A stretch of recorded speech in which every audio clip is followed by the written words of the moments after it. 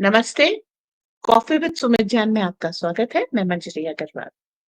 आज हम बात करेंगे ऐसे कुछ केसेस की जो स्ट्रेंज है कारण भारत के विरोध में काम करते हैं, परंतु भारतीय संस्थाओं से मदद माँगते हैं कि उनके इस भारत विरोधी कार्यक्रम में उनका साथ दिया जाए। पहले व्यक्ति हैं अमृतपाल सिंह। खालिस्तान आंदोलन में इनकी प्रमुख भूमिका देखी गई है और इनको अभी अ, असम में जेल में रखा गया है ताकि ये भारत विरोधी गतिविधियों में पार्ट ना ले सकें।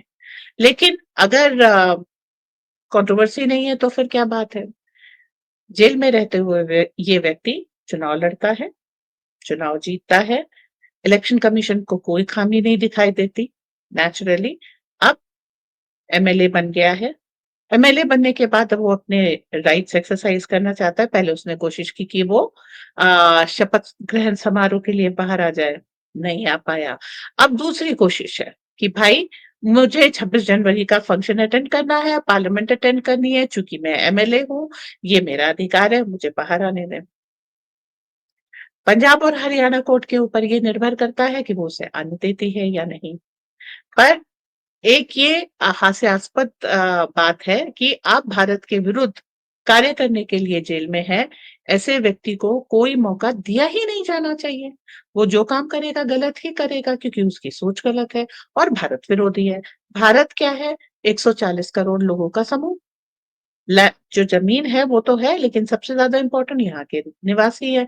जो यहाँ के निवासियों के विरुद्ध काम करता है और संगठित तौर पे काम करता है और विदेशी ताकतों का एक मोहरा बन करके चलता है, ऐसे व्यक्ति को हम लोगों ने इलेक्शन में खड़े होने दिया, इलेक्ट करके उसे पार्लियामेंट पहुँचाया और अब वो पार्लियामेंट अटेंड करना चाहता है मतलब हमारे आपके खिलाफ कानून बनाना चाहता है। इसकी इजाज़त दी जाएगी कि नहीं ये देखेंगे हम लोग।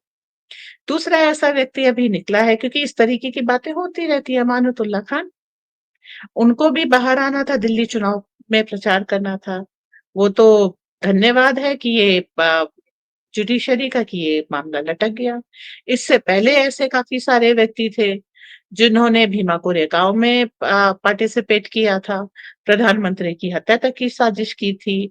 अ, मार्क्सिज़्म को, नक्सलवाद को, सब चीज़ों को बढ़ाने की कोशिश की थी और उनके प्रति भी बड़ा नरम दिल था हमारे कोर्ट वालों का, कि भाई बूढ़ा हो गया है, बेचारा हो गया है, उसे हाउस अरेस्ट दे दो। देखिए, ये सारे लोग जो विदेशियों का मोहरा होते हैं, उनको अगर हमारे कोर्ट की, हमारे सिस्टम की थोड़ी-सी शह मिल जाए, तो फिर सामान्य नागरिक के विरोध में काम करना इनके लिए बहुत आसान होता है। इन्हें ये अपने लालच से और पद के से ज़्यादा प्रेरित होते हैं अपनी पॉपुलैरिटी से। इनकी जो वैल्यू होती है वो न्यूसेंस वैल्यू होती है और इसके कारण ये हमेशा ही एक सरदर्द बने रहेंगे, भले ही जेल में रख कर के इनके ऊपर केस चलाना हो, इनको जेल में सुरक्षित रखना हो और बाद में उनको सज़ा दिलानी हो। क्यों? क्योंकि इनको बाहर लाने के प्रयास चलते रहते हैं। ऐसे व्यक्ति जब बाहर आते हैं तो एक खतरा होता है यदि इन्होंने किसी ने इनको मार दिया, तो फिर आपके लिए लॉ एंड ऑर्डर समस्या खड़ी हो जाएगी। अगर इन्होंने कोई अपराध कर दिया, तो आपके लिए लॉ एंड ऑर्डर समस्या खड़ी हो जाएगी। और तीसरी चीज़ अगर ये भाग गए, तो बहुत बड़ी समस्या खड़ी हो जाएगी। चौथी चीज़ क्या होती है, मान लीजिए जेल के अंदर हैं, हमने कांधार हाईजैक देखा है, जिसमें जेल में बंद अपराधी 11 किलो वज़न बढ़ गया उसका, उसके बाद हम उसे ससम्मान छोड़ के आए और आज वो भारत के लिए और बड़ा खतरा बना हुआ है।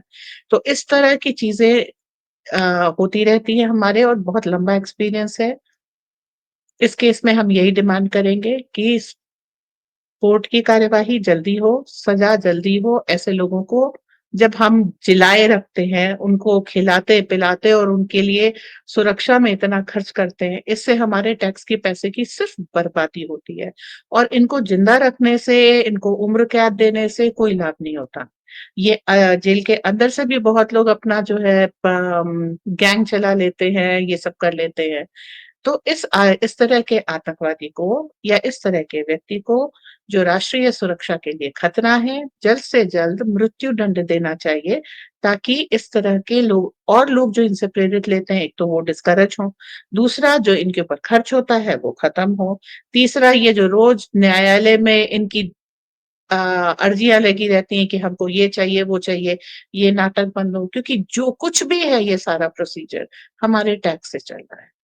और जितना ध्यान ये आतंकवादी, अपराधी अपने ऊपर ले जाते हैं, ये सारा बंद होना चाहिए। एक मैसेज जाना चाहिए कि अब हम ये सब बर्दाश्त नहीं करेंगे। एज़ अ नेशन हम उन्हीं के साथ हैं जो मानवतावादी। मुझे सुनने के लिए आप सबका बहुत-बहुत धन्यवाद। जय हिंद, वंदे मातरम।